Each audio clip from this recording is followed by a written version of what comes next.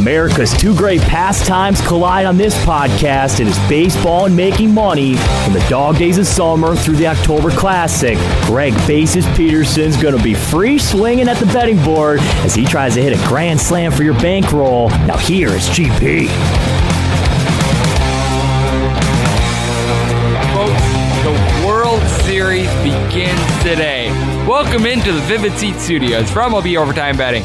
Greg Peterson coming at you with another great podcast. As helping me look at this World Series is going to be one of our good buddies, Joe Murray of 98.5 The Sports Hub. He will be joining me in the second segment. We're going to be taking a look at this series from a variety of angles, where he's seeing the value and just in general what he expects from this World Series. So that's going to be a lot of fun. In the final segment, I'm going to be giving you my plays for Game 1 of the World Series and a little something I like to call Touch 'em All. I did go through the series price yesterday. That is largely unchanged. If you're looking at the Astros on the series price, anywhere between minus 220, minus 225-ish, somewhere in that range, you're going to find a comparable number. Obviously, it's going to vary a little bit from book to book, but if you're looking at the Nationals, that's right around a plus 185, plus 190-ish. So that is what we've got there. If you want to hear my breakdown of the series price, that is on yesterday's podcast right here, MLB Overtime Betting, which you can subscribe to on Apple Podcasts, Google Play, Spotify, Stitcher, and TuneIn. So there's a shameless little plug there. And typically in the first segment, I do answer your Twitter questions. You can fire those in at Junior_D1. As always, send those into the timeline. If you send them in via DM, you have as much of a shot of those getting answered as a futures on the Kansas City Royals to win the 2019 World Series. Meanwhile, if you tweet them into the timeline, gosh darn it, you've got yourself a winning ticket. And we do have one very good Twitter question that I feel needs to be answered, so let's get right into it. So you have questions, and Greg may or may not have any insight into them, but let's dive into the Twitter mailbag. Always good to get in a little bit of philosophical question, as Matt Bradley at Matt J. Brad 910 asks at Junior_D1, what percent of your bankroll would you recommend one unit to be? Now, this is a very, very complicated question, to say the least, because with everyone, your unit is going to be a little bit different. I know that industry standard typically is about 1% of your bankroll would be one unit. So let's say that your bankroll is $10,000, which obviously if you've got a $10,000 bankroll, things are going very well. And this is just money for gambling. This isn't the money that you're putting out on a mortgage or anything like that. This is money that you are putting into sports betting and sports betting only. So at $10,000, that would be $100, things like that. But it all depends on various things as well. Let's say that you've been just honing in on this sport for many, many years. You have a successful track record. Maybe you vary it a little bit, and it depends on what sort of a player you are as well. I go less than 1% of my bankroll personally because I've got a lot of volume. I know that things are going to be a little bit more volatile because I am putting out there more plays, and I want to ensure that if I do have a little bit of a rough stretch, like truth be told, I did in September, that my bankroll is just not completely lit to the ground because I had one bad month that I was putting like 10% of my bankroll on a player or anything like that. And that's another factor in this as well. I will say this, no matter what percent of your bankroll you decide to put into your actual unit, anything like that, always make sure you don't bet more than you can afford to lose. That is the number one most important piece of advice that I can give you. Nobody wants to go broke with betting. I know that some of you out there do this recreationally. Some of you guys, you do this as a second form of income. And heck, some of you guys, you do this as a living in general. But no matter what kind of a bettor you are, never afford to put yourself in danger of losing more than you can afford to. That's the one thing I will tell you right there. But like I said, the volume that you have, the familiarity that you have, and just the track record as well. You probably want to go a little bit lower if this is a little bit of a newer sport. And like I told you guys on this podcast a few months ago when we had a great interview with Minty Betts, one thing that I recommend if you're doing like a new sport, let's say that it's the beginning of the 2020 MLB season, you've never bet baseball before, maybe give yourself like a 2-week trial run where you're keeping track of what bets you'd make at exactly what price, when you'd fire on them and everything like that. But don't actually bet your money on it until you find a little bit of a rhythm and a system that works for you as well. And then when you find that system that works for you, then you start betting actual money as well. So hopefully these are all good little building blocks that you can take in regards to building your actual unit size. If you're a little bit more of a conservative bettor, you're someone that you don't have a lot of plays, maybe you go a little bit higher on the bankroll because you maybe have a little bit more confidence. You're really honing in on just a few plays a week. If you're someone like myself, you're taking the just spray at absolutely everything on the betting board approach. You probably want to go a little bit lower with your unit amount. And like I said, just make sure that you never bet more than you can afford to lose.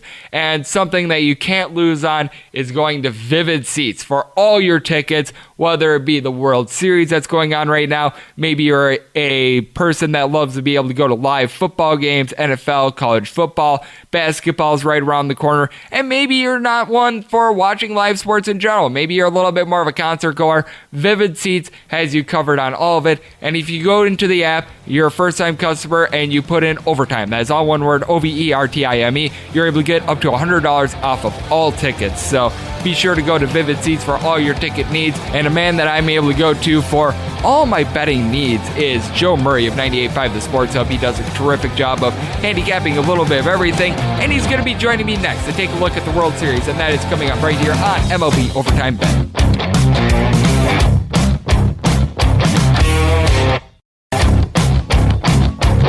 Greg is phoning a friend and going out to the Azunia hotline. And we are back here on MLB Overtime Betting. Greg Peterson coming at you from the Vivid Seat Studios out here in lovely Las Vegas. We've had some very good luck with getting on guests all season long, and one of my favorites works out there for 98.5 The Sports Hub. He does a podcast over under 98.5, and this is a man that does terrific work out there in Boston, Massachusetts. As you can follow him on Twitter, at Joey Murr, and the last name is spelled M-U-R-R. His last name is actually Murray, but he just goes with M-U-R-R on the Twitter handle. And this is a man that breaks out a little bit of everything. He's been in lockstep on the MLB all year long. He's been killing it with college football. He's doing a tremendous job with the NFL. This guy does hockey, NBA. He does a little bit of everything, and it is a great pleasure to have him back on the podcast. Joe, how are you today? Greg, thanks for having me, man. I'm excited for the World Series here. I am as well, and what do you make out of this World Series and the way that we got here? Because Washington Nationals, it looked like we're going to lose the Milwaukee Brewers in that wild card game. Then all of a sudden they go on that big burner run against the Dodgers. They come back against the Brewers, and then they clean sweep the St. Louis Cardinals. Meanwhile, the Houston Astros, we all expected them to get to this spot, but they had to be taken to the maximum amount of games by the pesky Tampa Bay Rays. And then things were a little bit uneasy in that series against the Yankees, as well as they weren't getting a whole lot of clutch hitting until Jose Altuve got that home run in Game 6. Yeah, and I guess to your point, are we surprised that it's Nationals, Astros? Probably. I mean, I probably think most people didn't think that the Nationals would get here. Just off the bat, like I looked up the line for it. I have Astros minus 225 for the series. That's too juicy for me. Like, I feel like the Nationals aren't getting enough respect here.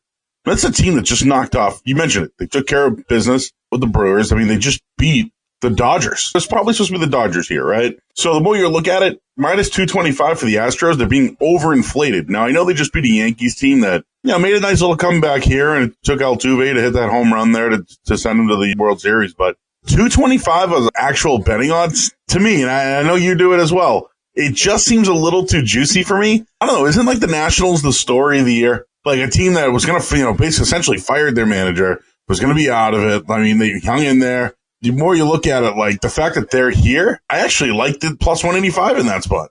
I am right there with you, and I was seeing mostly minus 220, so right in that neighborhood on the Houston Astros. And taking a look at Game 1, it's going to be Max Scherzer against Garrett Cole. Now, Garrett Cole, it's been nothing short of amazing. Last time he lost an actual decision was in May.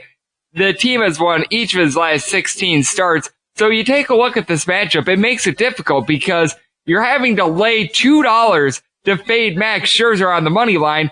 Meanwhile, if you take the Washington Nationals, you're fading a guy that has went 16-0 in his last 16 starts. But with that said, when you take a look at the price at plus 180 on the Washington Nationals, if you're betting the money line here and you're not betting some sort of a run line or some alternate number or something like that, I don't know how you take the Astros just at that price against Max Scherzer. I agree with you. Plus, they just got off that emotional win. There's still going to be a little bit of a hangover factor. They're playing a team that can look it up. I'm not sure if they even played each other during the regular season here, and I don't even know if you can take that into effect. They did not. Okay, either way, low scoring game. Low scoring game, would you benefit Scherzer in that case? The more I look at it, I know Cole allowed one run, striking out 32 and 22 in the third innings just in 3 postseason starts this year. So, yeah, they're both going to be lights out under right away, right off the bat. And I see on my end, I see it at 6.5. So, yes, under. And I know it's even money, and actually the over is a little juiced on that one. I don't know if I can go with a side here, actually. But for me, total, all day long, 6.5. I would go under, but we know that Scherzer's given up the long ball a couple of times. So if the Astros get runners on base, they can go deep at times. So I'd hate to go under in a game one, but with these pitchers on the mound, it's a little juiced up there for me to take Houston, but I'd probably lean the under. I agree with you, as we've got Joe Murray of 98.5 The Sports Hub joining me right here on the podcast. And this number opened up at 7. And across Vegas, I still see a couple sevens, but the under is just of minus 125. So you're certainly paying a price if you get the 7. And typically, I'm one of those people that I always say that so few of these totals fall right on that number. I think that these games are going to be an exception, because you got to think that when it comes game 2, Steven Strasburg against Justin Verlander, we're going to see another total that if you like the 7, you're going to have to lay a lot of juice on the under. If you like the 6.5, you're going to get a little bit more favorable. But I think that this entire series, even game 3, Zach Greinke against Patrick Corbin, the theme is going to be very low totals. Oh, yeah. And again, I want to see how game 1, if that game 1 is low scoring, I think we'll be able to figure out each game here and how it will go. I mean, most World Series, you're not truly surprised. We know what happened last year with the Red Sox and Dodgers. And I was a guy that was watching it night in and night out, and the Dodgers had their chances, but the Red Sox came up here. Houston has all the pressure in here. Just looking at it here, we were just talking about Garrett Cole or Scherzer. Scherzer's 12-1. Garrett Cole is 8-1. If you like Zach Greinke, 25-1. Now the question is, how will Houston use its bullpen? Because they use a lot of starters out of their bullpen. That's something that we saw last year with the Red Sox, because Alex Cora was a part of that Astros team. I think the Nationals keep things the way that they do, because that's what's worked all year for them. But I think the Astros might be a little bit deeper using their starters out of the bullpen. Now, you bring that up, and the only reason why, in my opinion, the Nationals are here are because they have been using starters out of the bullpen. We saw Steven Strasburg in that wild card game pitch 3 innings against the Milwaukee Brewers. Max Scherzer came out of the bullpen in that series against the Dodgers. Now, they really didn't have to do this much against the Cardinals. I think that Patrick Corbin made one appearance out of the bullpen in game 1 against the St. Louis Cardinals. Might have been game 2, but by and large, they really didn't have to implement that strategy, because the St. Louis Cardinals, well, they were just absolutely no match for the starting pitching of the Washington Nationals. But I'm actually a little bit more intrigued to see how the Nationals use their bullpen, because by and large, for the season, the Nationals bullpen, as we both know, absolutely awful. But they've got 2 guys that they can rely upon, Danny Hudson and Sean Doolittle. And then when you get to the other guys, it really becomes a little bit of a horse apiece, but that's been mitigated by using these starters. It's a good point, and that's winning baseball at this point. That's how you win, right? I mean, just ask the Dodgers. They stuck with their starter. And listen, they used a guy who did well in the playoffs last year. It didn't work out. It's a good point, though, about the Nationals there. For me, I've just been so surprised at how they keep winning. I didn't realize that they were going to their starters. So, excellent point. But now they have rest, right? They had a few more days to rest in Houston. Maybe they can use that extra rest here to give them a push, possibly for 7 games or even less. I agree with you, as Joe Murray is joining me right here on the podcast. And that's exactly what I've been saying on this podcast, is that the extra rest for the Nationals, I think it's actually a benefit for them, because so many times we see a team that wraps up the championship series early in 4 or 5 games, and it actually hurts them in the World Series because the bats are a little bit tired. And we could certainly see that. I wouldn't be surprised if the Washington Nationals are not able to get to Garrett Cole. I don't know whether that'll be a case of rust or just a case of Garrett Cole being that good. I think it could be a combination of both those things, but I actually argue that because the Nationals have been using guys like Steven Strasburg, Max Scherzer, all these guys out of the bullpen, that it actually helps them out. And I think that the way that the Nationals are going to be able to win this series is by shortening it as much as possible, because the way that they've been using their pitchers in this postseason is that pretty much everyone's on call in every game. When you get to that game 6, game 7, these arms are going to be tired. Meanwhile, if you're able to get those wins in game 1 and game 2, it really sets you up in a very nice position. Absolutely. And again, for me, Take everything out of the window. Throw everything you know about sports and baseball out the window, or even gambling. Washington has a shot here. They absolutely have a shot. Star pitcher, we all know about Strasburg. Okay, we know he's a guy that years ago they didn't use. Now they have him. They can use him in any spot that they want. Their hitting is hot. They just beat one of the best teams in all of baseball that probably should be here. They're the ones with nothing to lose. Nothing to lose. The potential they've had all the years now, they are set up to absolutely win this, and Houston's been here before. You can look at Bregman, Springer, Altuve, everybody. Look at them all. But, you might forget about some of these guys. Rendon, Soto. Like, they have other people here that can play well. And the more I look at these MLB odds for the World Series, it's Houston. Carlos Correa, Garrett Cole, Yuli Gurriel. Like, you just continue to look. Justin Verlander, Yordan Alvarez. I just feel like Washington's not getting the respect. And in these type of situations, I like to lean towards the dog here. And I'm actually excited for game one. I think the ratings will probably be low, right? But those true people love to bet on the game. I do think they're going to find some value here with the underdog that's really getting no respect nationally, in my opinion. And I think the proper way to bet this series is by going game by game rather than the series, because I think the Astros are going to win the World Series. With that said, I don't want to lay minus 220 or minus 225 on a series price. Meanwhile, if the Washington Nationals win just one out of these first two games, because right now, like I said, the line that I'm seeing on the Houston Astros right around minus 190 to minus 200, plus price on the Nationals between plus 175 and plus 180. Got to think that game two between Strasburg and Verlander, somewhere going to be in that neighborhood. If you bet on the Nationals both times and they win one of those games, immediately your bank rolls up because you're getting these plus prices. Yeah, and looking at the odds here, 6 games is 200, 7 games is 210. So does that tell you that they think it's going to go the distance here? And if that's the case, then why not lean Washington? I was just looking at that for a second. Why 5 games plus 300? If that's the case and everyone loves the Astros, then you jump all over that. Plus 300, if you mentioned the first 2 games, if they can win one of those, the more I look at it, if you like Washington, if you like the Astros, plus 300 might be the way.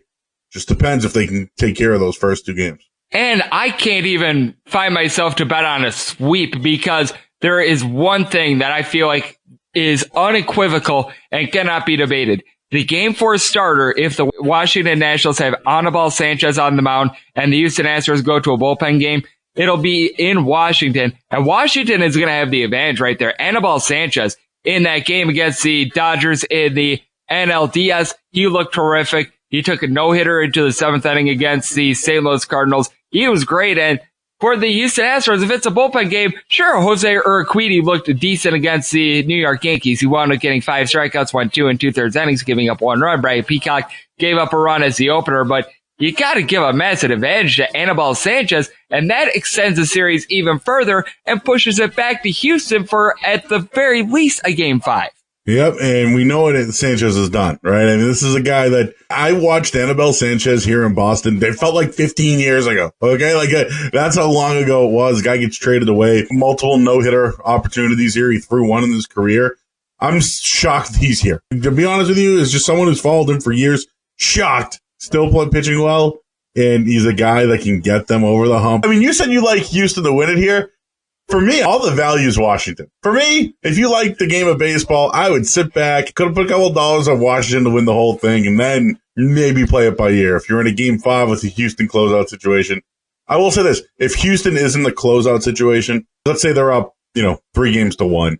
The more I look at it, if they have a chance to close it out, I think they will. Yeah, it's just one of these situations where I'm going to be betting this thing game by game. I just can't go with the series prices. We do have Joe Murray joining me right here on the podcast. But one thing, if I were looking at something outside the pre-flop totals and sides, is actually in-game totals, because we've noticed it all postseason long. It feels like all these runs are being scored in 1 inning. I mean, let's just go back to game 5 of the ALCS. Game was 4-1 after the first inning. Game ended 4-1. The Washington Nationals, in their closeout game against the St. Louis Cardinals, had 7 runs on the board in the bottom of the first inning with 1 out. They ended the game with 7 runs after having 7 in the bottom of the first inning. It's one of these situations where I don't know what it is, but it feels like all the scoring is in the first inning. And I feel like the best way to be able to play these games, if you're looking at live totals and live sides, is just taking the under after that one big inning because it feels like you get all those runs in one inning, then the game dies. It's either that or you can go over first inning runs as well here. But yeah, you mentioned it. First 5 you can bet. Second 5 you can bet. It's a good point here. So in-game betting, which a lot of people love to do now, you heard it from Greg. Maybe after that big run inning, take the under going forward. Absolutely. If you're looking to bet in-game, I think that that's the best advice that I can give. And Joe, I know you give a lot of great betting advice as well, not just on baseball, not just on football, but you do so for hockey as well. You do a little bit of everything. You're out there doing Over Under 98.5, a terrific podcast. We had Dan Livshatz on this podcast a few weeks ago. He is your co-host. He does a terrific job as well. Let the good people at home know where they can find you, know where they can find the podcast, and just get a little bit more Joe Murray in their life in general. Yeah, just search Over Under 985 podcast. You can find it wherever. iTunes, people go there, Apple Play, you name it, and our website, 985thesportshub.com. We have everything, including the Patriots game that would just happen on Monday Night Football. We have the coverage for them, Boston Bruins, and the Celtics, who just had a major signing in Jaylen Brown. So we're covering pretty much all the national teams here and all the local teams here in Boston. And we're the guys who talk gambling year round. And you can check us out at Over Under 985. And it is all so magnificent. A big thanks to Joe Murray of 98.5 The Sports Hub out in Boston for joining me in the last segment. And coming up next, I do break down Game 1 of the World Series and give you a side and total on this game. It's something I like to call Touch 'em All.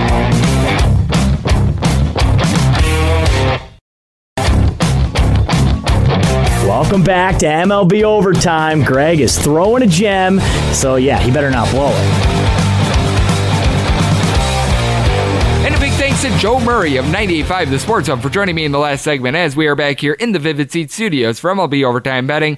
And it is that time of the podcast in which I give you a side and total on one game on the Las Vegas betting board. It's something I like to call Touch 'em All. If a game is listed on the betting board, Greg has a side and a total on it, so it is time to touch 'em all. And you're able to find a line on this game along with player props, first fives, first inning props, so many different options on the World Series with my friends at MyBookie. If you go to mybookie.ag and you type in the promo code OVERTIME, that is all one word, OVERTIME, you're going to get your first deposit doubled. That is up to $1,000.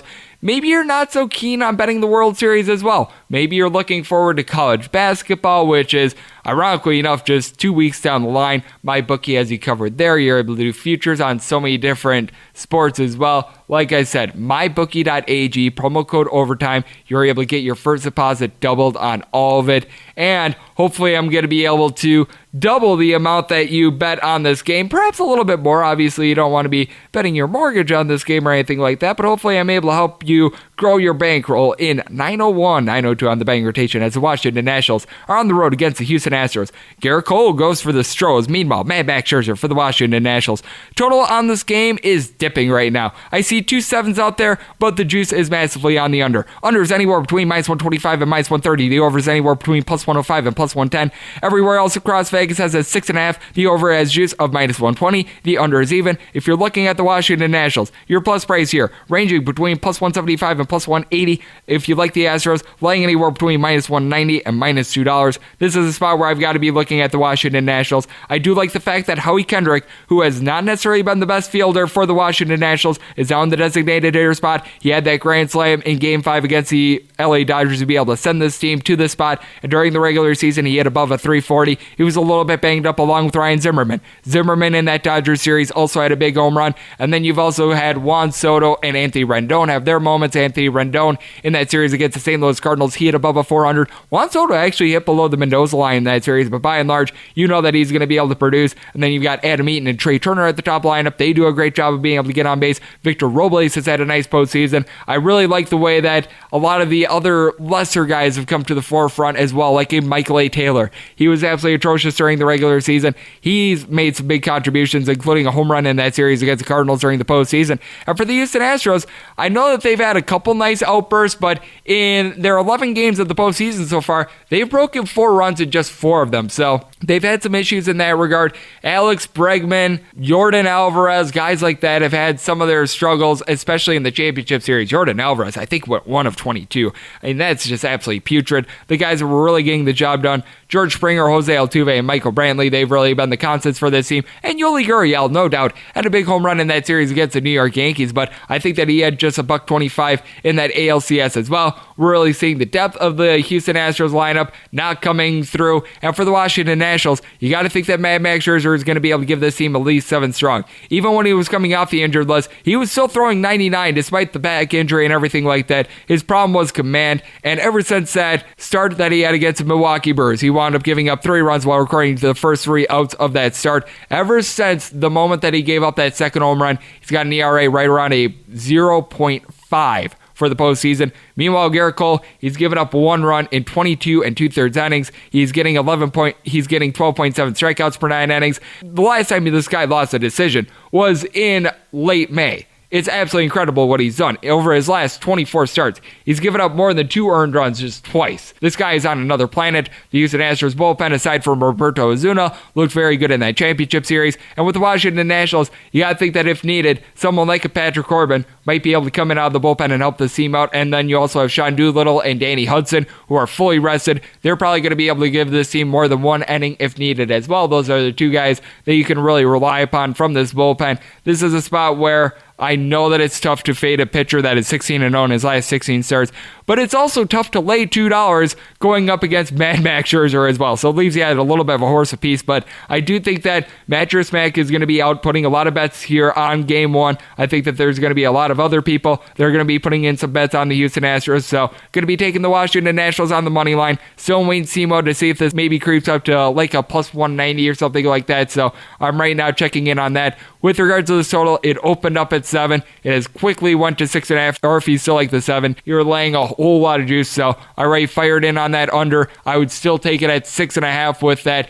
even juice as well if I needed to as well, so that is where I'm at with Game 1 of the World Series. And like I said, I did go through the series price yesterday on the podcast at the top of the podcast as well. So if you like what you're hearing from this fine podcast and you want to listen back to that as well, you can do so on Apple Podcasts, Google Play, Spotify, Stitcher, and TuneIn. Ever have a question for the podcast, feel free to fire it into the timeline at Junior_D1. A big thanks to our man Joe Murray out there with 98.5 The Sports Hub for joining me in the second segment. And let's make this World Series and this day a successful, profitable, and fun one. I'll talk to you guys once again tomorrow. Thank you so much for tuning in.